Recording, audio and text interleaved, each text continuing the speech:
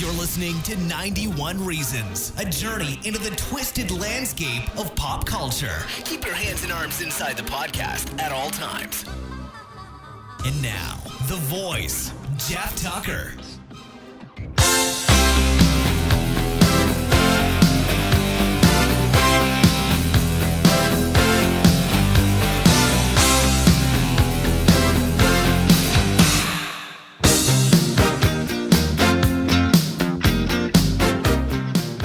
I'm just sitting out here in the Cafe 80s again. This has become our 91 Reasons home base, home station, broadcast radio station. I am the voice. I am Jeff Tucker. Sitting quietly eating a block of cheese is my wife, Rachel. Hi. Yeah. See that pause? That was the cheese. It's late at night. This is the second episode in a week, so my promise of getting more episodes out is coming true because it's easier now to just sit down, do an episode, get it up on the web, blah, blah, blah, blah, blah. We've got two things to talk about this episode. The first is my good friend Robbie DeVillas was kind enough to sit down for an interview. He's a really talented guy, and he runs his own YouTube channel called Q11TV. And he makes all these great comedy videos. A very talented guy. He's very charismatic. He's got a lot of people who are willing to show up and be in his videos. And, you know, that says a lot because we do talk about what it takes to become an independent filmmaker. I had huge aspirations in the early 90s of becoming my own filmmaker and making my own independent movie. And I got really close. Like, I had a crew of people who were willing to follow me around. The trouble back in the day, though, and we talk about it on the show, is that getting movie equipment was really expensive. And that wasn't even the half of it, because you also had to pay for developing. And if you didn't get the shots by the time you got the footage developed, you were out of luck, because doing a reshoot would have killed you, because you'd poured all your money in that. You know, Kevin Smith is one of those big success stories, along with Robert Rodriguez, who made El Mariachi, and there's a whole bunch of other people who really took the challenge as far as an independent movie. But I never had, the stars never aligned. The same script I was going to make in the early 90s, I tried to make in the early 2000s with a whole new group of friends, and I even got so far as filming some test footage of my friend Trent in this screenplay about a guy who his girlfriend dumps him, so he hatches this ridiculous revenge scheme that backfires drastically. But it never saw the light of day. Never saw the light of day. So years and years, I have gotten it together, and I did make a few really tiny, fake trailers and movies like that with my kids. But everybody's got their talent, and my talent is talking as opposed to making movies. I think that they're two totally different animals. When you're making a movie, you've got the, if you've got the funds, obviously, and the time, you have the rich ability to do it again and again and again till you get it right.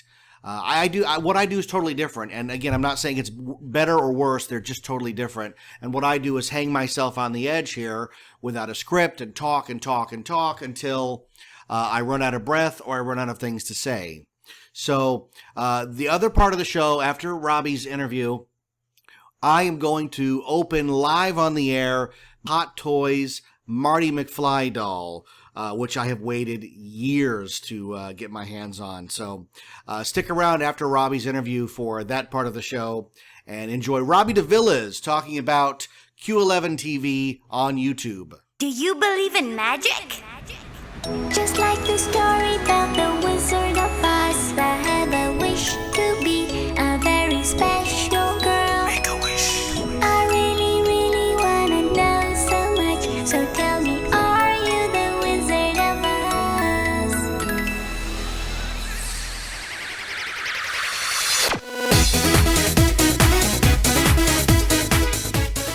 All right, hey, we're here in a secret chamber of unknown origin. I am here with my good friend Robbie DeVillas. Did I pronounce that right? DeVillas, right? Yes, it's DeVillas. Now, you've heard me on the show mention Q11 Productions every once in a while. They do YouTube sketches. That's right? correct. So you are the man or one of the men behind Q11. Tell us what Q11 is. Q11 is a sketch comedy YouTube channel, and it started, I've been doing sketch comedy since college. I first started producing my freshman year and for a television show at Pepperdine called The Random Show, and it was very much like most sketch comedy. It was a full half-hour television show that aired on local channels. And when my roommates and I would be doing a lot of our sketches together, and my roommate and I lived in an apartment called Q11, and it kind of was the center of where we would all get together and hang out and shoot a lot of our sketches.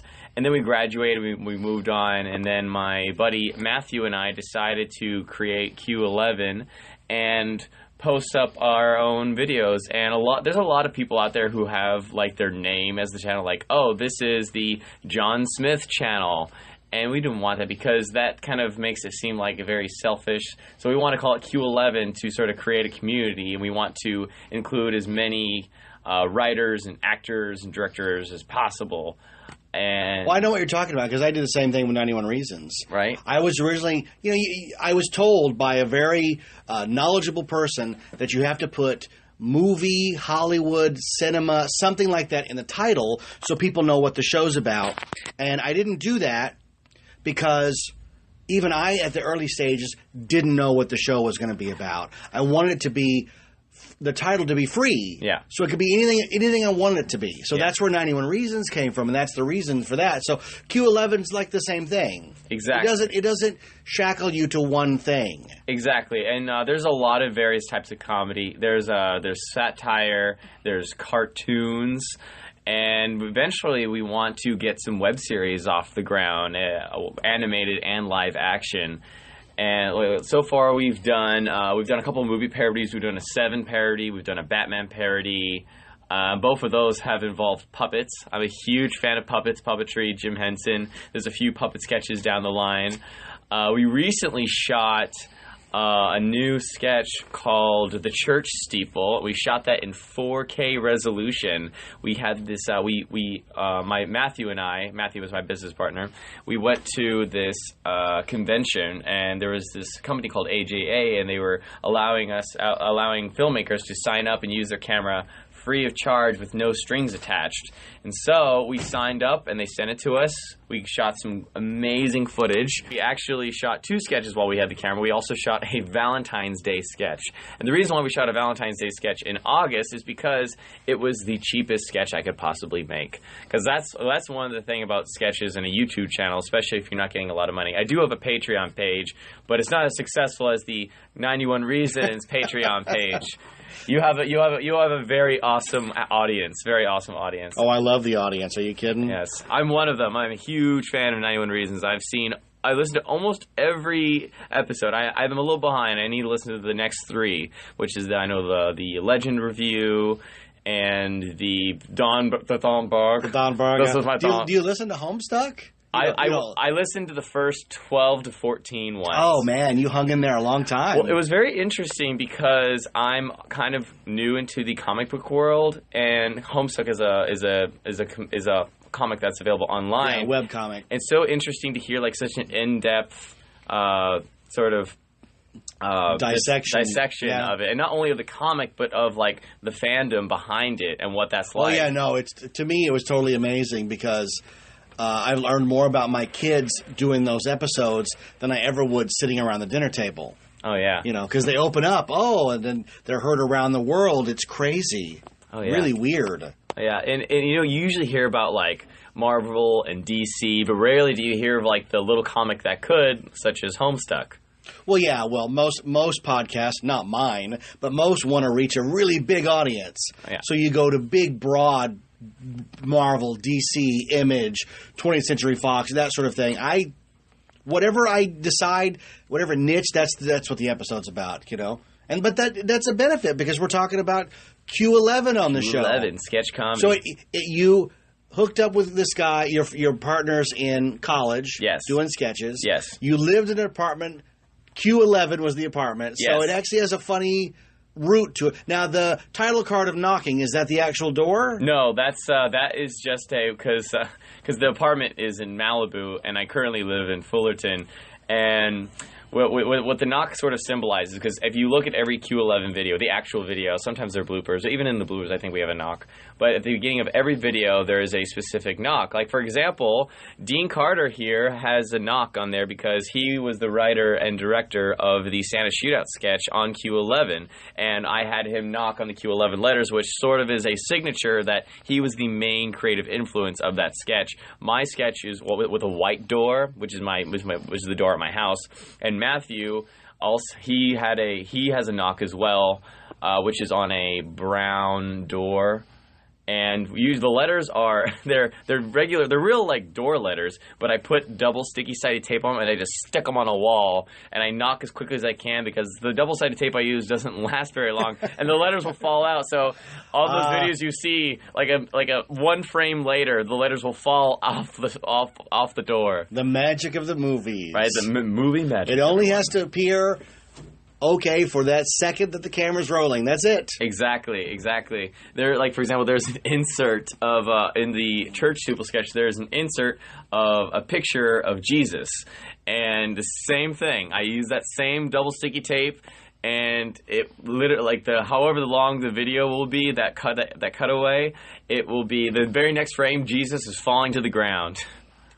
So, how many sketches have you put up on YouTube? I have been a part of. And this is not an overestimation. I've probably been a part of over 100 sketches. Ever since my freshman year of college, whether it's in acting, producing, writing, directing, being this boom operator, being a PA. The Q11 sketches, I think we have about 10 or 12 total. What we try to do is do at least once every month. And there's about 12 on the Q11 channel. There's about 20 from my early days in college, but the production value wasn't as good. You know, it's funny, the biggest hit I've ever received on YouTube, it currently has over 250,000 views, is a sketch called Ronald McDonald's Psychopath. And it recently got a huge boost in traffic, even though the sketch is 5 years old. And basically, it was a 3-part sketch, and it was about people, the things that people say, and the visual interpretation of what they say. Like, like, for example, the one sketch was a blind deaf woman playing on the piano, and someone's like, oh my gosh, she's so amazing. Yeah, she's like Helen Keller on steroids. And it cuts to Helen Keller on steroids, and it was my friend, his name is Robbie also, my friend, and he's this huge buff dude. We put him in a dress, and it was great. And one of them was the other term was on crack, because the other one was on steroids. And so, In-N-Out, it's like McDonald's on crack. And so you see Ronald McDonald obsessed with having Happy Meals, and he's just beating up little children to get to these Happy Meals.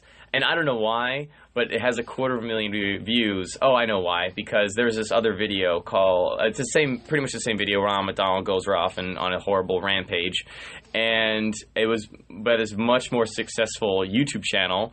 And all these people. You're just piggybacking. Yeah. Nothing wrong with that. Oh, yeah. And a lot of people, because this video came out. The studio called Asylum has made a whole career out of that. Oh, yeah. I would love to do an Asylum picture. Let me tell you, hey, Asylum people, if you're listening to this, I got a few scripts in my back pocket that will be perfect for you. If you don't know what Asylum's that company where used to be at the video store, and now I'm not sure how they distribute, but like if Thor is coming to theaters, they have a movie called Thor, God of Asgard, which, because Thor is public domain, yes, they can get away with it. So they always make what are they called? They're called mockbusters. Mockbusters, yes.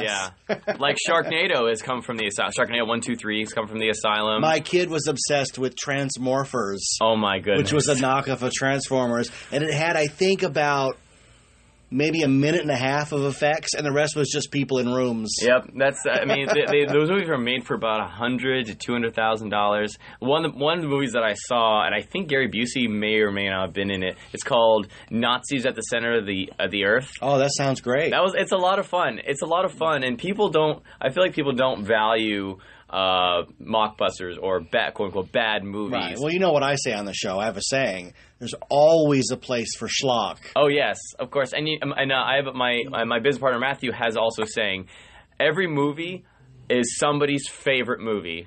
Like, somebody thinks that, I think Daniel Radcliffe loves the Sharknado movies.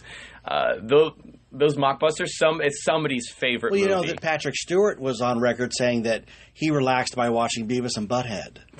So, yeah, no, there's an audience for everything. I got into an argument with Leah Thompson's sister about the merits of Howard the Duck. Oh, my goodness. And she was shocked I was defending the movie. And I thought, well, you know, everybody's got their thing. I'm not saying it's a great movie, yes, but it has its merits. Yes. For example, I am a big fan, and I know you're not a fan of this. I love the League of Extraordinary Gentlemen movie. And I know, the look. There's a look on your... No. Here's the thing. I love the comic book. Yeah, the comic Alan book's Moore's great. comic. It influenced my novels quite a bit. Yeah. But, God, the movie's just dreary. You're talking about a movie so bad, it drove Sean Connery into retirement. Yes, so true. And you heard it's getting rebooted, right? Yes, I'm really excited about it. You shouldn't be. Because it's going to be an all-female Extraordinary Gentleman. Extraordinary Ladies? I don't know. I have a huge soft spot for monster movies. For example, Dracula, Invisible Man. Oh, yeah, the greats. I love those. Universal classics. Those are fantastic. You put them in anything and I'll watch it. That's one of the things that What's it got to do with Extraordinary Gentlemen? Because you're the Invisible Man. You had... Dr. Jekyll and Mr. Hyde. Mr. Hyde. You had a lot Nemo, of those. Alan Quartermain. Exactly. You had Nina a lot Harker. Exactly. But that's like the fringe. No. Don't get me wrong. The meat of Extraordinary Gentlemen is fantastic. Yes. The comic. Have you read the comic? No, I haven't read it. It's in my office. I'll let you borrow it. It's astoundingly good. Quartermain is addicted to opium, and they're constantly trying to keep him straight. And the Invisible Man is holed up in an all-girls school where they believe the Holy Spirit has been impregnating all the students, but it's really just him. Oh, it's fantastic. And that's why the movie, throwing in Tom Sawyer for no reason, and giving them a car, like, it doesn't make a lot of sense. And you're talking about, like, I want to love the movies. Yes. I go to the movies to fall in love. Yes. So when it falls short, and Gentlemen didn't fall short. It fell way short. When you've got a cast like Sean Connery and some of the other characters, you just want it to be better. Yeah. Well, the first time I saw it, I was probably about 10 years old, and I loved it because I had a huge soft spot. Like, I will watch I, Frankenstein. I watched the movie, and it's not a good film, but I really enjoy it. I thought it's a good from an objective point of view, it's probably not a good film, but I enjoyed the movie, so I like the movie. I think you discussed that in your episode. Like, there's a difference between you saying it's a good film. Oh yeah, no, they're totally different. Yeah, good quality film and a movie you like, totally different. Totally different. Oh yeah, no. Sometimes they are the same, but sure. I mean. I would say half the time. What did you think of Van Helsing, if you're talking about... I love Van Helsing. Oh, I hated it. This is the thing. I have a huge soft spot for monster movies. They can be horrible, me but too, I love them. But Van Helsing, I've only seen it one time, but I have the DVD. It ends with Kate Beckinsale's character dying as a young, beautiful woman and going to heaven. Which is a crime, and we're all she's like, gorgeous. And we're supposed to be happy for her, like she's now with her family in heaven. Yeah. What? I know. I out of all this film genres, the monster film genre is the one that I will suspend the most disbelief in. I will totally put my hands up and go for it. Like, there's this one horrible movie called Mexican Werewolf in Texas. I've never... You've stumped me. I've never seen it. Never seen it. The one time I've seen a movie that Jeff Tucker hasn't seen, because usually it's the opposite way. And I got my bachelor's in film studies, and I get trumped by Jeff Tucker on a daily basis that I see him. He's like, "Hey, Robbie, have you seen this movie?" No. Have you been on a lot of dates, Robbie? Yeah. You see, I didn't date. Okay. Ever. I watched movies. Oh, I got a story for you. You might have actually won. Okay, so this is a good story. So I love film so much. This one time I was set up on this date with this gorgeous girl, and I could already tell that she was already into me, and I was just super, super stoked. And I thought, she was like, "Oh, what do you want to do for our date?" And I was like, "Hey, the Fullerton is having a showing of Citizen Kane. Let's go see it." And so we go to see, and it was an outdoor show, and we had our little beach chairs, and we're sitting down, we have a blanket over us, and she's leaning over, she's flirting with me, and I'm like, shh, watch this part, watch this part. And this happened the whole movie, and she never ever called me again. Yeah, I can't imagine why. Right? You ever seen the movie Presumed Innocent? No. Harrison Ford. It's based on a Scott Turow novel. Mm-hmm. I took a girl on a date to see that because I'm a movie guy. Yeah. It's about like a woman who gets murdered, and it's like a sex crime, and this husband that Harrison Ford plays, he plays Rusty Savage. He's accused of killing his mistress. Oh, my goodness. It's nothing that gets you into any kind of romantic mood at all. And by the end, I mean, it's like when I took my wife to see Seven. Oh. And she came out and she hated me. She's like, why did you make me sit through that depressing? Like, she goes like, I feel sick. I said, well, then the movie did its part. You're supposed to feel sick. That's what happened. My girlfriend, I had her watch Snowpiercer, and she was scarred. We had to immediately watch like a couple Friends episode, just something really light and happy. You have to cleanse the palate. Exactly. Yeah. That's the Chris Evans Snow Train movie. Yeah, yeah. I thought it was just going to be an action movie. I thought it was going to be Die Hard on a Train, which it kind of is, but it's very dark, and if you're not prepared post-apocalyptic, for it, right? Oh yeah, it's not like light post-apocalyptic like the Hunger Games. That's light. It has Tilda Swinton in it, right? Isn't she the villainess? Because she's creepy to look at. Is it her or is it Julianne Moore? Julianne Moore is the one in Hunger Games. I can't think of it. There's all these. There's so many post-apocalyptic movies there. Unless they're Mad Max, they're all interchangeable. You ever seen The Road?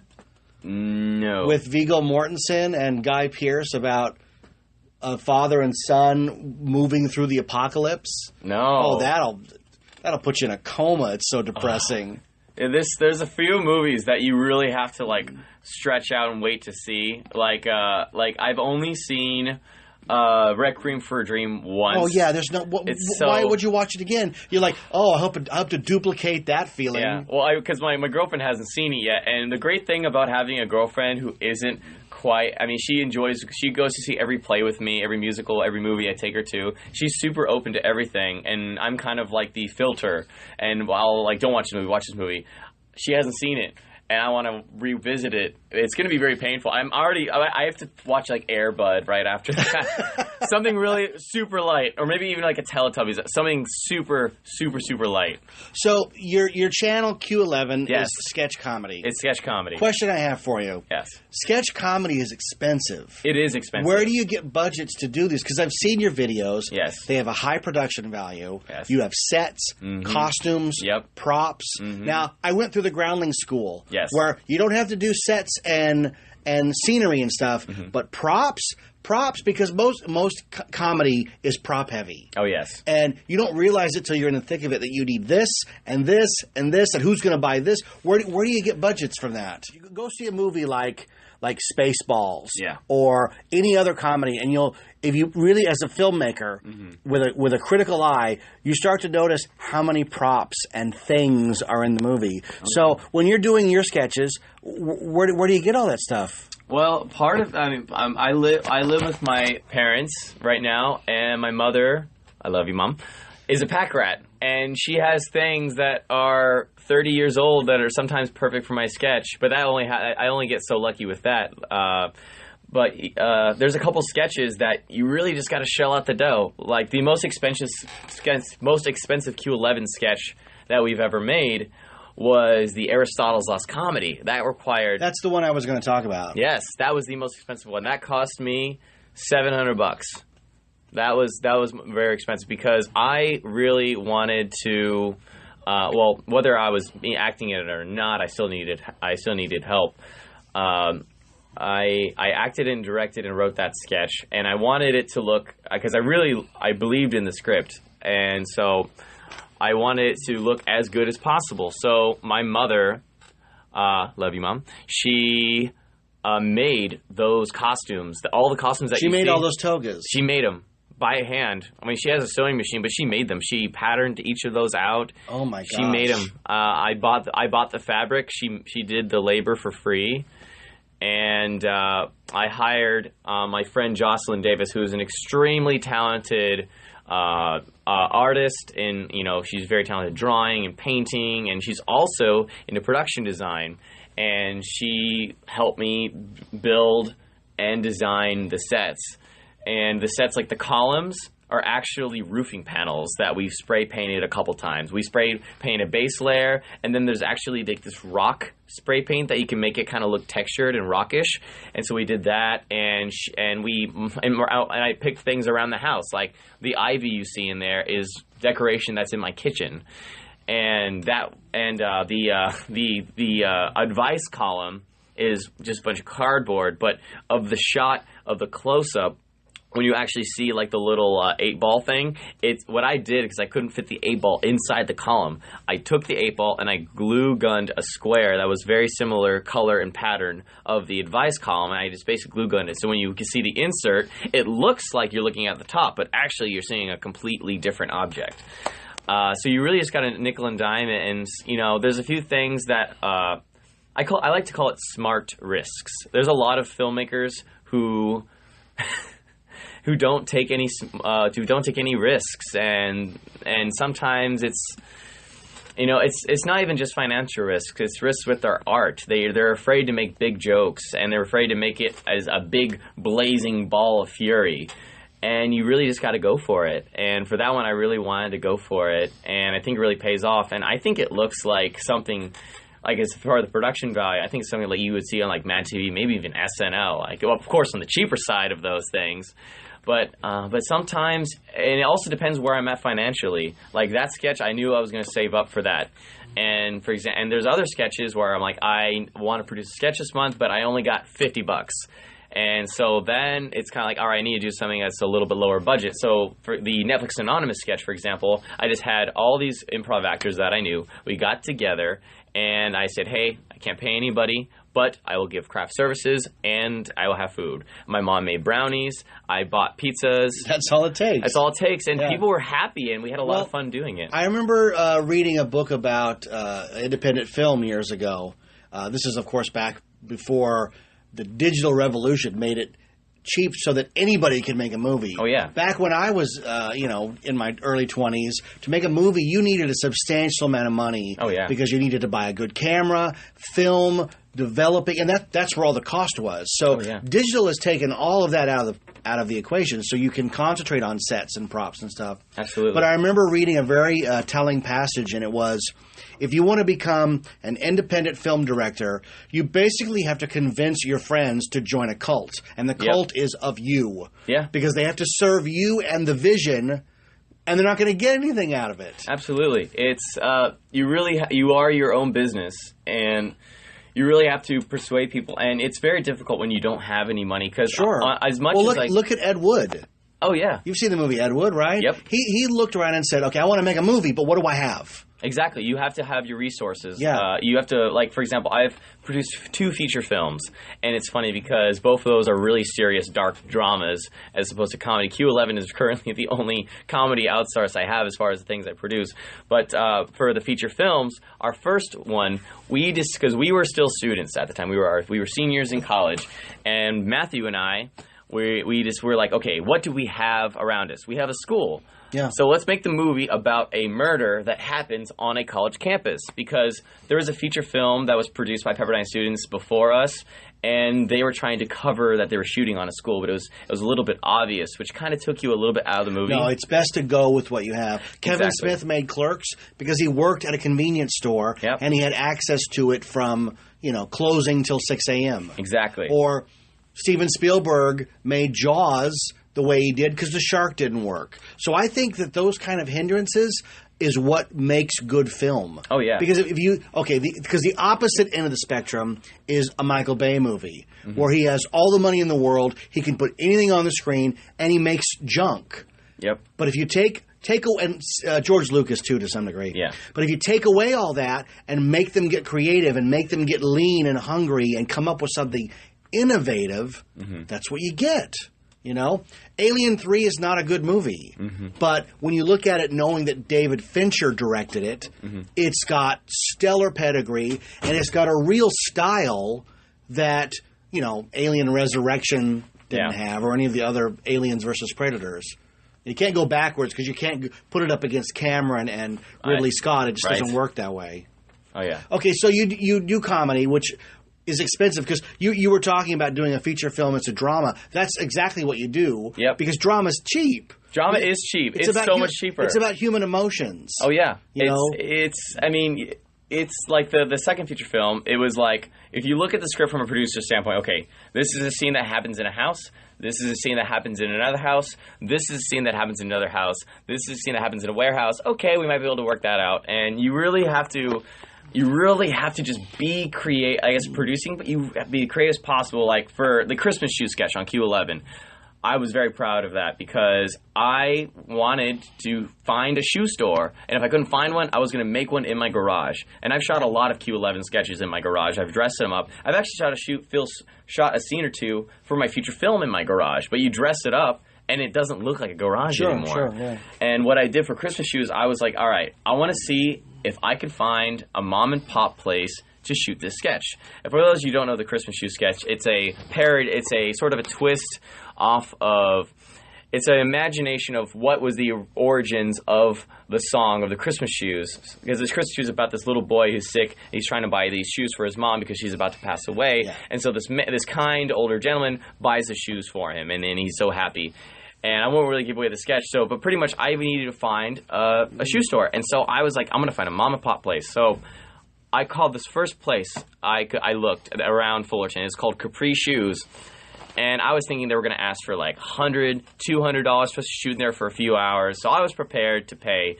But you'd be surprised what people will do for free or for some small promotion. So I asked him, and I've never met this person ever, never been in his store before, never even heard of Capri Shoes. I just knew there was maybe a shoe store in that area. I called him up and I said, hi, my name's Robbie. I have a Sketchcom YouTube channel called Q11TV.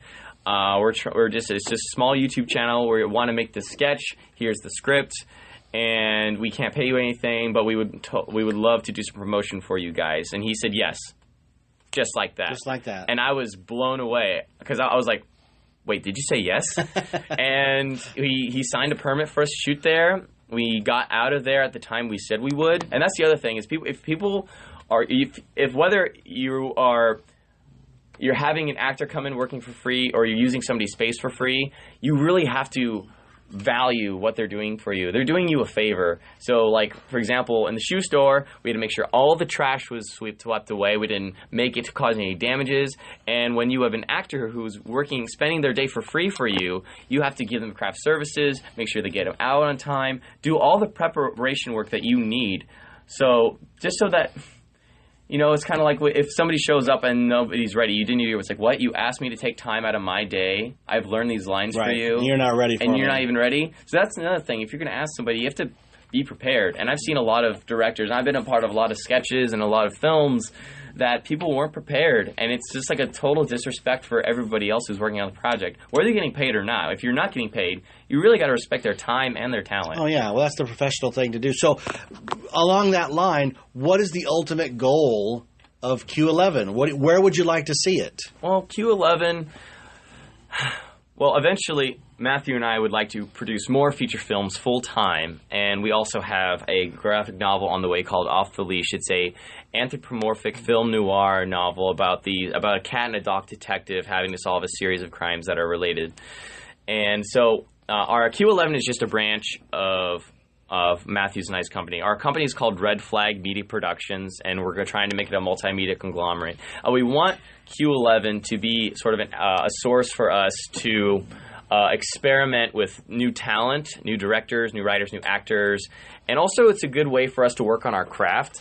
Eventually, we would like it to be bigger, something like College Humor or something like that. Yeah, like Break or something. Exactly. Like a hub to go to for fun videos made by a variety of different people. Exactly. But the main important thing is we want it to be a place where we can grow as filmmakers and artists, and we get to work with more people. Like, if you look at the Q11 sketches, except for, because I'm not really in a lot of them, even though I act a lot, But there's a lot of different people in the sketches. You'll see a lot of YouTube channels that have the same 4 people in them over and over and over again. And we try to avoid that, even though we have a ton of friends. We love working with one. If we could, we would have in every sketch. But you don't grow as a businessman. You don't grow as a filmmaker. You have to work. You should work with as many people as possible to expand your network. Because if the film industry is about anything, it's your network. That's how you get jobs. That's how you make connections, is your network. We're trying to grow our network. And also, it's good to, if you only have 4 people, it's like, oh, we need a African-American bodybuilder. Do we have that? Well, Red Flag does. We have a guy we can call for those things. His name is Jerome. His name is Jerome. He was in our feature film. He was so scary. And it's funny thing is he's this huge, ripped, professional bodybuilder, but he's the nicest guy. That's normally how it works. Right? It's such like an oxymoron or so ironic. He's just like this huge guy who could probably kill me with his pinky. But he's so nice. And he's so gentle, too. Like his aura. So, what are your comedy influences? Like, who do you think is funny? My first number one, as far as an overall, I would say Mel Brooks. I would love to be Mel Brooks. I would love to have his career. Because he writes, he acts, he directs, and he's not. And the thing about him is he's not always the star of his pictures. He'll give himself a little bit part, which I like to do. As far as actors go, my first influence was Jim Carrey. Love Jim Carrey. Dumb and Dumber, Ace Ventura When Nature Calls, Liar Liar. Bruce Almighty. I love his work. I think his comedic timing is hilarious. Earth Girls Are Easy?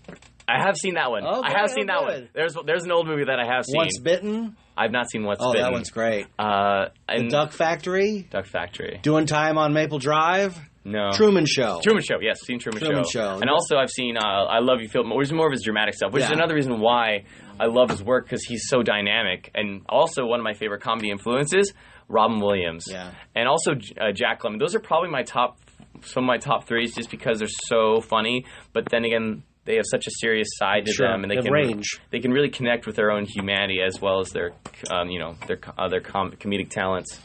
And I would say I was a big fan of Mike Myers when I was growing up. But as far as ones that's still true for me to this day is probably Mel Brooks, Jim Carrey, Robin Williams. Those are the ones that are coming to me right now. Funniest movie of all time. Funniest movie of all time is what? I'd have to say my go-to answer is Dumb and Dumber. Dumb and Dumber. Okay. I watched that movie 100,000 times, and it still makes me laugh. My favorite Mel Brooks movie is probably History of the World Part 2. Part 1. Mine is the same answer. Funniest movie is Mel Brooks's Young Frankenstein. It's so good. I just think it's the funniest movie. But I'm also partial to the genre and to Gene Wilder. So Gene Wilder. It's a little unfair. Brilliant. But no, it's so good. Is there another? I feel like there's one. Oh, I also a huge fan of Billy Wilder. Sure. Huge fan of Billy Wilder. Well, if you're into comedy, you have to be. Right? He's so classic. He's the Godfather. The Apartment is one of my favorite romantic films ever. I love it. Jack Lemmon, Shirley MacLaine. Shirley MacLaine. He's a genius, and he's not trying to be funny, but it's just like some of the situations that he writes are. Well, it's a different kind of comedy. Yes, it's comedy that comes out of real life situations. Yes, in The Apartment, he's put in charge of this apartment that they're using for affairs. Like there's no comedy there, and yet it's very funny and very touching. Oh yeah, I love his work. It's fantastic.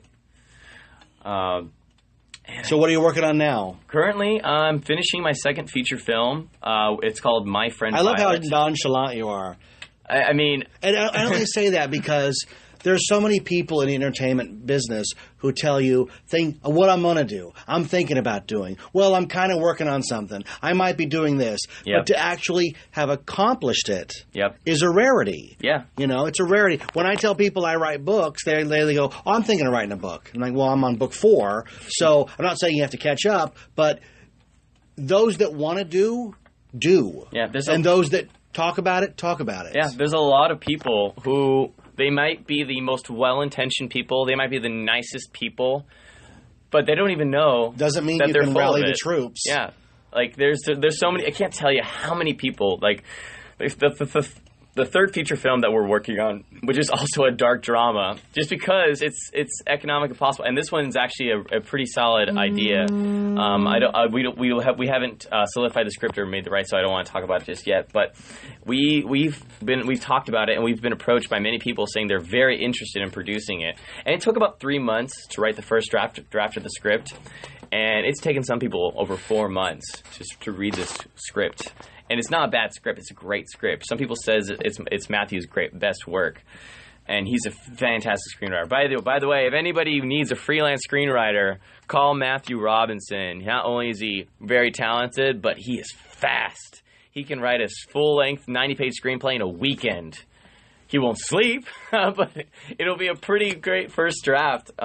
Anyway, we've had so many people just lose contact with us, and it's just the nature of the entertainment industry. Here's the thing. Comedy, of all things, when it's done right, looks effortless. Right? It looks effortless. And what people don't understand is it takes intense discipline to make it look that effortless. Oh, yeah.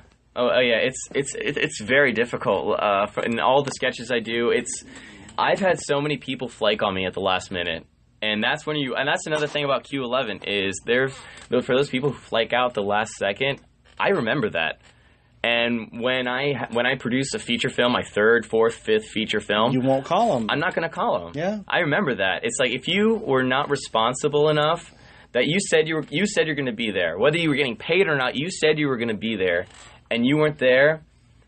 Hey, don't complain when I don't give you and the favor for people. If I know you, I'll let you audition. That's the favor. I don't have to let you audition, but that's the favor. Well, in Hollywood, unless you've got the #1 movie at the box office, that's the only way you can act like that. Yep. And even if you do, eventually you're going to, unless you've got a string of hits that solidifies you as a box office draw, if you start acting like that, doesn't matter. They're going to throw you right out. Yep. Look at Shia LaBeouf. Yep. Shia LaBeouf had a string of incredibly big movies. Yep. Holes, Eagle Eye, Indiana Jones and the Crystal Skull, the Transformers, and he gets into a few scrapes, gets arrested for this and that, and no one wants to. Spielberg called him the next Tom Hanks. Yeah. And now, who wants to work with him? Jimmy Stewart? Was the next Jimmy Stewart, yeah. And now, who wants to work with him? I watched him in Fury. That was the last movie he did, I think. Yeah, he probably shot that before his meltdown. Yeah, before Just Do It.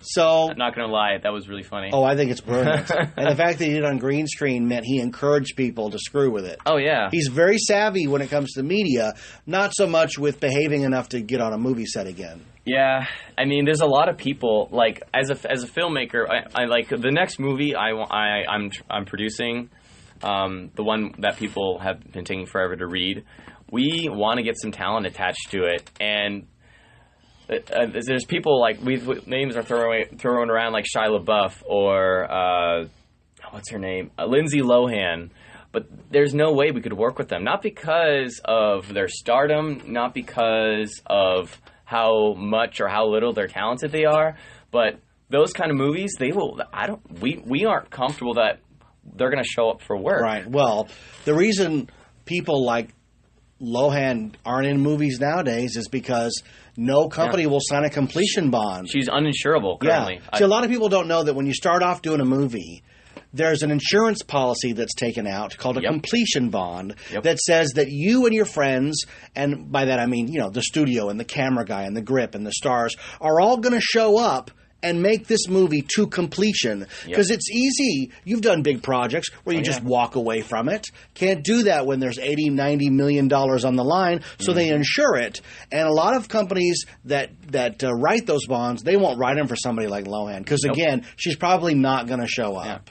And it stinks because I feel like she is talented, and if she would, I mean, I think she is getting her act together. But if she didn't behave the way she did, she would get so much more work. She's a pretty girl. She's talented. She has a lot of clout. Once you drop that far, you have to build it back up. Tara Reid is building it up through, of all things, Sharknado. Yeah. Showing up on time, doing your part. It goes back to discipline on everybody's behalf. Yeah, I mean, Robert. I know people can bounce back. I mean, Robert Downey Jr. was at a low point, and now he's Iron Man. He's Sherlock Holmes. He's doing all these big blockbuster movies, and his career is fine. He was in Bowfinger. Yeah, well, look at Robert Downey Jr. He did a movie called Restoration. Nobody remembers it. Nope. But I read an interview where he was in the middle of a field. I think he was wearing only feathers. And he just asked himself, like, what am I doing here? How do I get out of this? How do I reinvent myself? So he really did reinvent himself. Oh, yeah. And you can see it in the arc, not to get into an hour-long discussion about Robert Downey Jr., but you can see it because he did fall. He fell big, drugs and alcohol, whatever else he was into. But through a series of really savvy script choices. Did you ever see Kiss Kiss Bang Bang? Yeah. That's a fantastic... It's a good movie, but it's a better showcase for what Downey Jr. can do. Did you ever see what's it called? Scanner Darkly. No. That's the animated one. He's fantastic in that. Is that the one with the rotoscope where they shot it live? Yes. Richard Linklater. Is Keanu Reeves in that movie also? Keanu Reeves, Winona Ryder. Yeah, I've seen that. And then when it came time when Marvel Studios decided they're going to make Iron Man because it's a third-string superhero. Very people have heard of it. We don't know what this guy is. They said, we need to cast somebody who embodies Tony Stark above all. And you know what? I don't think any of the Iron Man movies are particularly good. But his performance in them is fantastic as Tony Stark. Oh, yeah. Because you believe it because he comes with all that baggage that actually works. Yeah. It actually works on it. So big stars can bounce back. I mean, look at Ben Affleck. Yeah, he was down there for a while. I mean, he shot up with Good Will Hunting, and what was that movie? Geely. Yeah. And arguably the worst film ever made. And now he's Batman. And he's possibly going to act and direct his own Batman movie. Well, he won an Oscar for Argo. Right? That's coming back in a that's big huge. way. Oh, yeah, that's huge. So you never know, Robbie. We could be sitting here talking to you, and a year from now, you're winning an Academy Award. Stranger things have happened. That is true. I mean, stranger things have happened. And I think the reason why I'm so nonchalant about talking about my feature films is, they haven't really gone anywhere. I mean, Death, Specs, and Murder, which was the first feature film, we're only now, because that movie was made about 3 years ago, we're only now trying to self-distribute that movie and put it on Amazon. That's the business. iTunes. That's how it works. I totally get that. Oh, yeah. My books have been published since 2011. I've had studios interested, but it takes years for something like that to happen. Oh, yeah. The stars really have to align. There's for a no lot of such projects. thing as an overnight success. No. There really isn't. It's only the impression of an overnight success. Where it's like, where'd this guy come from? It's like he's been knocking door to door, asking for people to, invest in his idea. Aaron Paul was on Price is Right before Breaking Bad. Oh, my goodness. As a contestant. Michael J. Fox, when he got the call to be on Family Ties, was selling his couch a section at a time to buy food. I know what's his face from the new Jurassic Park movie? Chris Pratt. Yeah. He was living in a van. In a van in Hawaii. Yeah. And Not that long ago. And now he's arguably one of the biggest blockbuster stars right now. Now he's Star-Lord, Jurassic Park guy, Trevor? No, what's his name? I don't remember his name. I forget. I don't know. Yeah. And rumor has it he's going to be Indiana Jones. Yeah. I think that's too much. Oh, and a Ghostbuster. Oh, he's everything. Chris Pratt everywhere. Yeah. Let's retrofit him in every movie that's already come out. We'll just put Pratt's face on all the characters. That's how you do it. You take an old idea with a new face for all the young people to like. Oh, I love Chris Pratt. Let's go see it. Yeah. I don't care what's this. It doesn't matter. Sit down. Yeah. All right. Well, hey, Robbie, thanks for coming on the show. Of course. Give the plug. Well, my channel is Q11TV. It's on YouTube. You can also like us on Facebook. If you just type in Q11TV, or we think we're the only one on Facebook. We also have a Twitter. And if you also want to support us on Patreon, we greatly appreciate that, so we can make more awesome sketches. And also, one of these days, we're going to produce one of Jeff Tucker's sketches. I'm very excited about that. It's the one about the Last Supper. Which is great, because you already have the togas. We already have the togas and the columns. We'll just make the set. I will get that script to you as soon as I can get a free moment. I just moved, so things are a little chaotic, but... hey, we finally did this. Well, yes, I'm so excited. I'm a longtime listener, a huge supporter of 91 Reasons, love 91 Reasons, and when Jeff approached me to do this, I was ecstatic. I was just so happy to be on 91 Reasons. Well, you're on. I'm on. Hello, world. Thanks for coming on the show, Robbie. Absolutely. Thank you so much. We're shaking hands right now. Yes. Let's do it again, then they can hear it. Can you hear that? All right.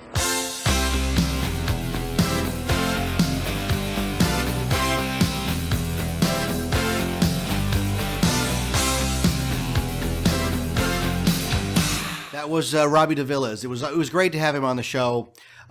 He'd been wanting to sit down for that for, months and months, because Robbie's been a real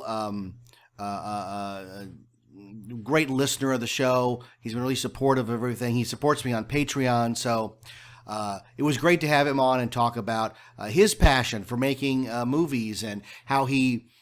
you heard how he gets his mom to make costumes, and he does craft services and tries to treat it as a professional production as he can. And it does show, because I've seen a lot of his videos, and they're quite good. And he's one of those guys that somebody in the industry is going to be clicking around the internet. They're going to find Robbie's videos, and they're going to snap him up as in a production deal. That's how Pixels got started. That's how a lot of films got their start. Remember the guy? A moth just landed on the table. A big giant moth. Mothra's here. That's Rachel screaming for a moth. What is it doing? It's looking. Well, it just killed itself on the fan. Anyways, if you remember a few years back, I heard this on another podcast. A few years back, there was a video that made the rounds of a party, and it looked like found footage of just somebody's party, and then two guys got in a fight, and they drew lightsabers on each other, and they started like zoo through the house, and it was like the weirdest video. Now that guy got a movie deal, so good for him. Unfortunately, his movie deal was Fantastic Four, and it hasn't worked out very well for him, because not only did that movie come out and bomb, but he was fired from the next Star Wars anthology movie. So, Robbie's got a much leveler head than that guy. So if Robbie somehow makes it in the industry, he will have a long and illustrious career, I have no doubt. So now we're going to get to the other part. Now, listen. If you've listened to 91 Reasons, if you've seen our logo or talked to me or any interaction with me at all, you know that my lifelong obsession has been first with Star Wars from 77 or 78 to 83. I was immersed in Star Wars. Everything I did related to Star Wars. Every Halloween costume, every birthday party presents, Christmas presents, you name it, When teeth fell out, I didn't want money. I wanted Star Wars figures. If the Tooth Fairy gave me $2, I ran to Best to get Star Wars figures. But what happens is, and I've read studies on this, is that when you turn 13 or 14, the movies that you see at that point are the movies that you imprint with for life. And I read it thinking, with a grain of salt, that's so not true. And then I look back on the movies that really mean a lot to me and have weight.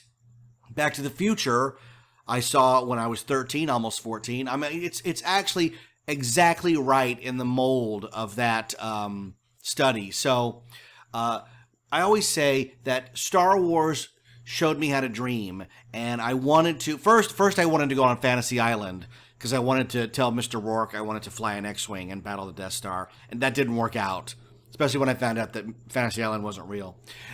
Second, the trading cards for Star Wars were innovative in that they showed you the behind-the-scenes making of the model work, filming the Falcon and the X-Wing and the escape pod and all that, and I grew up wanting to get a job. There's a plane going overhead. Can you hear it, folks? We're live. I wanted to get a job as a special effects artist. And I actually, in my teens, built a lot of scratch-built models. I would create spaceships and satellites, and I would kit bash, where you take 5 model kits and cram them together into one kit. And I did stop-motion movies with that.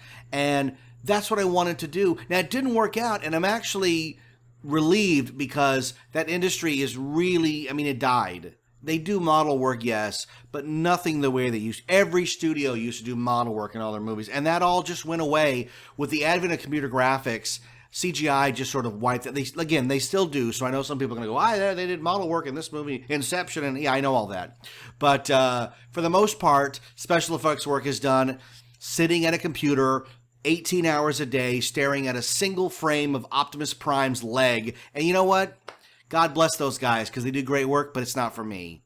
So I have found my niche, and what I'm going to do here is when I open this Marty doll, see what happened was, when I saw Back to the Future, I saw...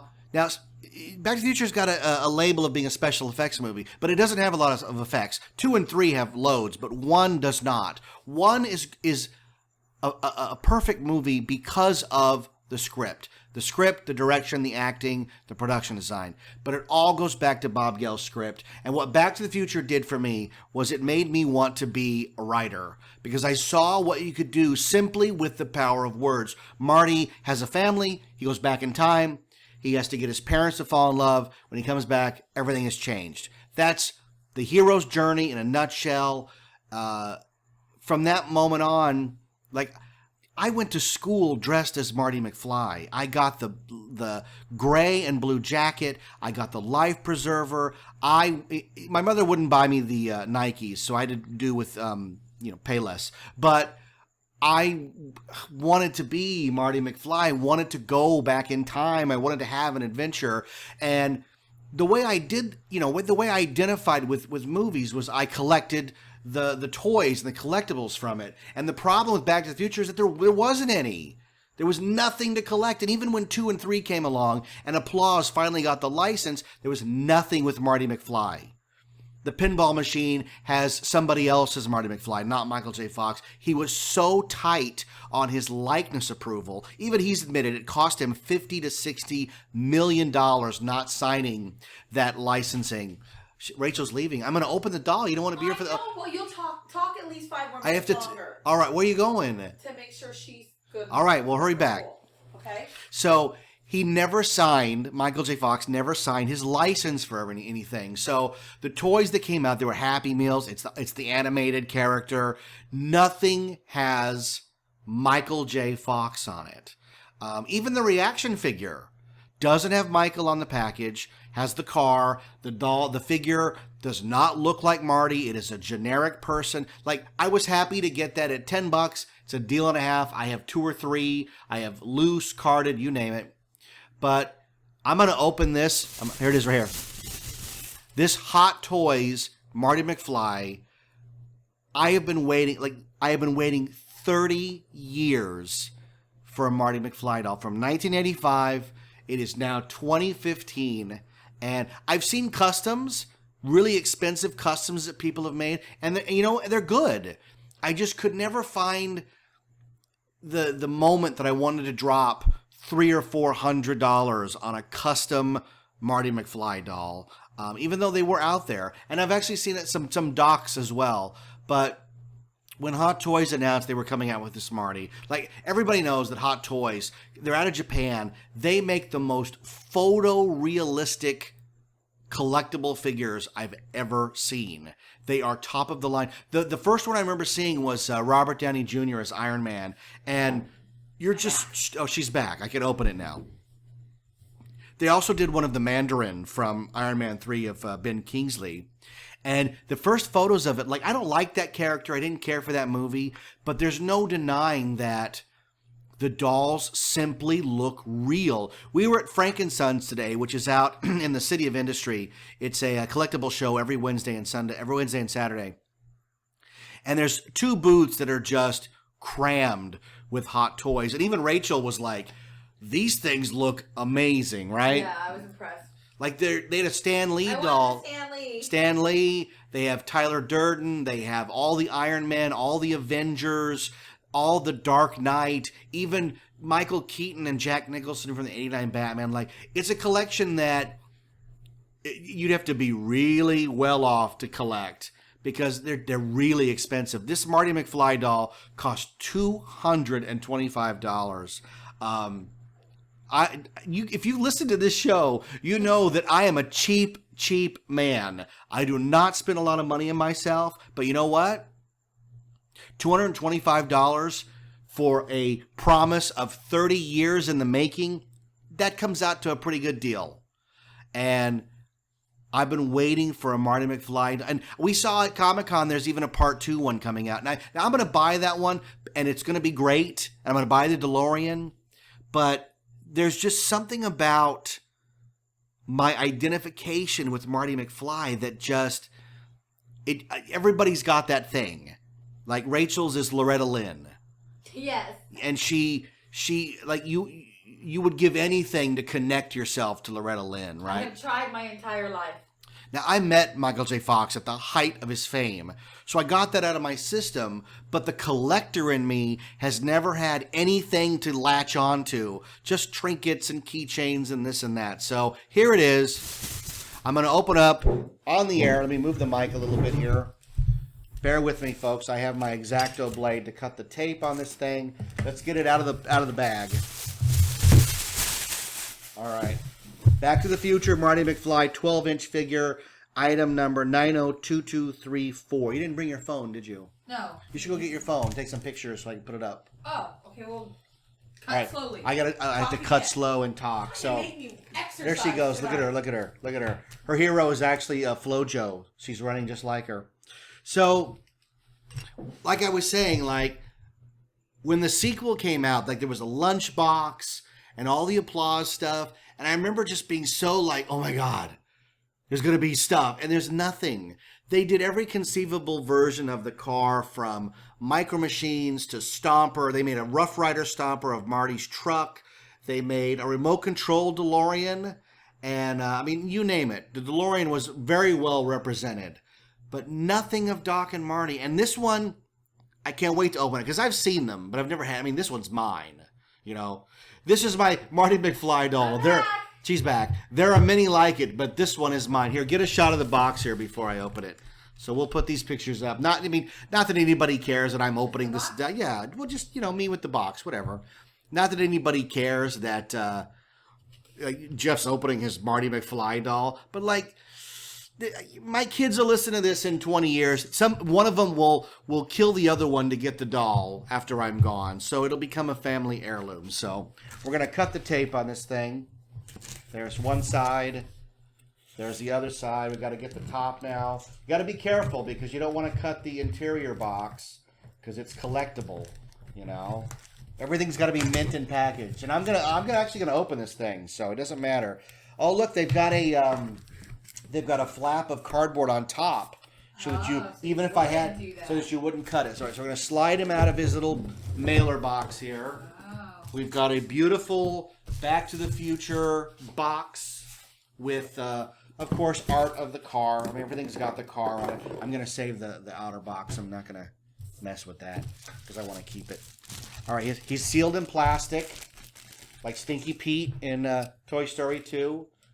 We're using the blade to cut some more here. I don't want to cut the box, so I got to be careful here. All right, we're taking the plastic overwrap off. There we go. There, I'm gonna save that too. And we've got the box. We're opening it. This is like Geraldo opening Al Capone's vault, right? There's the box top. There's an inlay in here that says who produced it, who sculpted it, who put it all together. I mean, Hot Toys really does an amazing job of their products. And we're opening it, and there he is, Marty McFly in his plastic prison. He's dressed in his Part 1 outfit with... he has white shoes on. Now, you can buy the Nike Swoops on eBay because Hot Toys couldn't get the license for either the Swoops, the JVC on the camera, or the Volterra on the skateboard.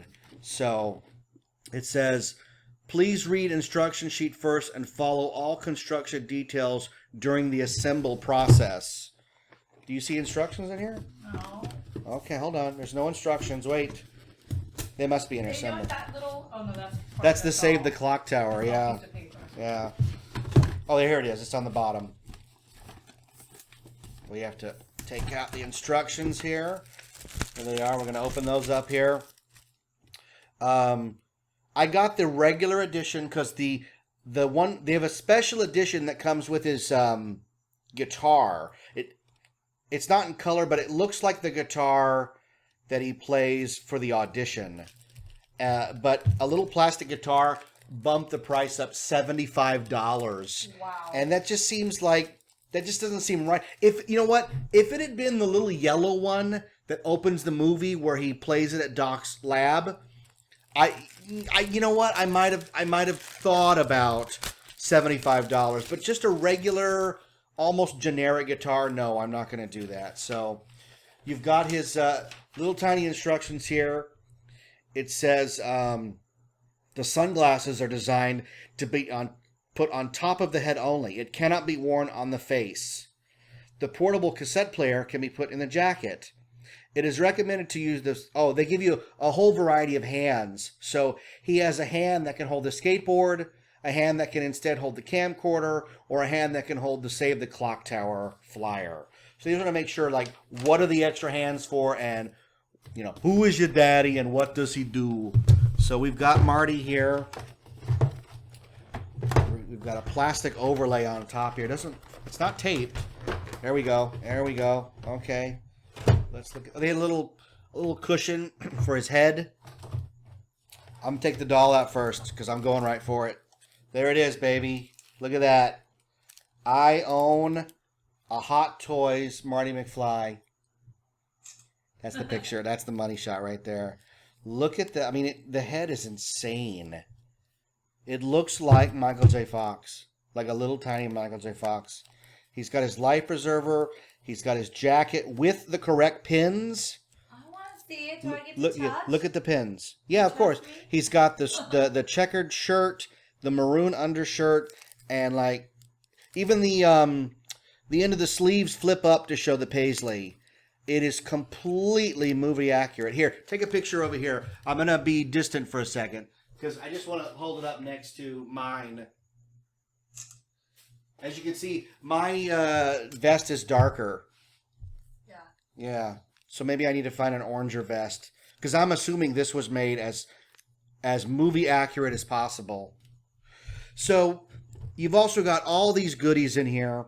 You've got... Oh, they're so creepy looking. Yeah, it's crazy, right? Like, it totally looks like him. It's so crazy. He's got a set of hands already on him. And then you get 3 other sets of hands for whatever pose you want to put him in. He comes with extra little nubs for putting the hands on, a display stand. He comes with his JanSport, So cute. his little backpack with, it looks like functional zippers. Like, it's totally insane. One strap, just like in the movie. His Only son... one strap in the movie? Oh yeah, he's a skateboarder. He just throws it on one shoulder. Sunglasses, his Save the Clock Tower flyer, his Walkman. I mean, that's so awesome. His wristwatch. Let me pull this up. It's got his wristwatch, which is even the calculator style wristwatch.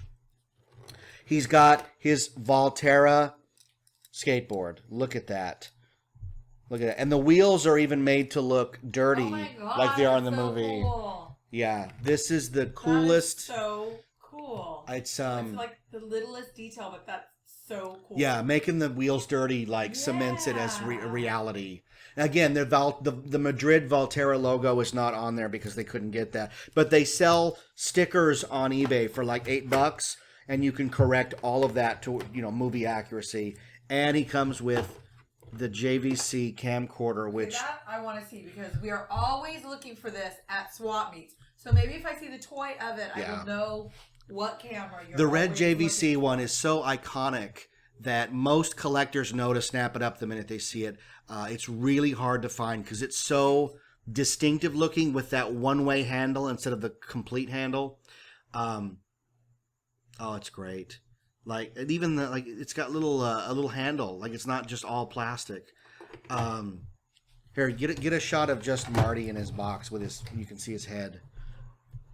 There it is. Take a picture.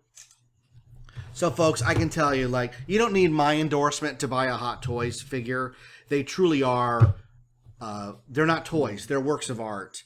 But I can tell you, like, 30 freaking years I have waited for a Marty McFly doll. And you know what? I've seen reviews online of people who got this early or were sent review copies, and they nitpicked here and there. I don't see any nitpicks. He's going to look really good. He's going to make my toy spelling look a little cheesy. Oh, he's not going out here. He's going to my bedroom. But next to it, look at the difference. Oh, yeah, no. That's an $8 mass-produced doll, and this is this is as much as a car payment. It's weird, like, to waited this long for something. I mean, and it doesn't disappoint. Like, they could have made... Mattel could have made Migos. They could have made 12-inch dolls that look like those Ghostbuster ones. And as nice as those are, they're not hot toys. This is one where somebody sat down and said, we cannot release this doll until it looks like Michael J. Fox. And you've seen a lot of toys. What is your, like, it looks like him, right? Exactly like him.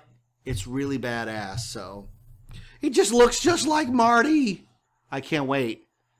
I'm hoping they make a doc. I'm gonna buy him and the car and put them together. I told Rachel that I'll never be able to afford a real DeLorean, so I'll buy the toy one and just pretend, and that's okay because I've heard they're not fun to drive around. So the toy one costs quite a bit. It's almost a car. The toy one's $800. Yeah, it's not like it's cheap.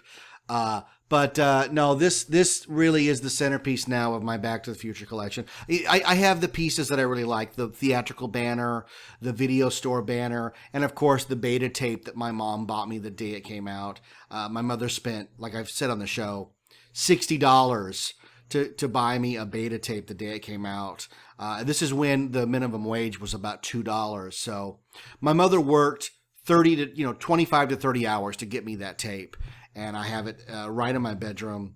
I watched it not that long ago. I got a beta player at the thrift store, and I needed to check to see if it worked. And of course, Back to the Future, and it worked.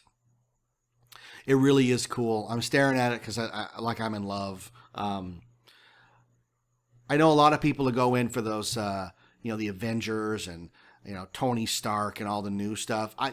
You know me, I'm old. I'm a guy who likes the classics.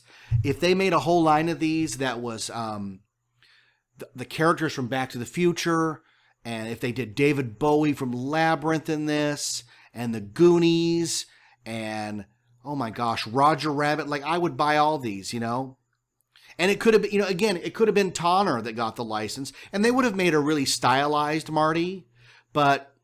There's something about this. Is Tonner even around anymore? We haven't seen him at the last few conventions. You know what? They haven't been at Comic-Con. And they used to have a big presence, yeah. That was my dream line to collect. Yeah, the Tonner dolls. Love them. But they have a distinct look. They have a Tonner look. They're very tall. Yeah. They're a lot larger in scale. The Hot Toys one is definitely the top of the line. More Barbie size. I hope they sent one to Michael J. Fox because he would be very flattered of how great a job they did on it. So, hey, thanks for indulging me, folks. I know it's a weird thing to open up a toy on a radio show, but it's pretty darn cool to have it. And again, I'm cheap. The thought I've wanted this for months, and I never wanted to pull the trigger. Cheap, you're poor. Well, I'm. It's a symbiotic relationship of being poor and cheap. I'm poor, but I also tell myself I'm cheap, so I don't appear poor to myself. I'm just frugal. I'm not destitute. I'm frugal. So, hey, thanks for checking it out. The episodes roll on. We got a whole bunch more coming up. Thanks for listening. I'm DeVoice. I'm Jeff Tucker. My wife Rachel is here. Yay! And the two of us together inside the Cafe 80s are 91 Reasons.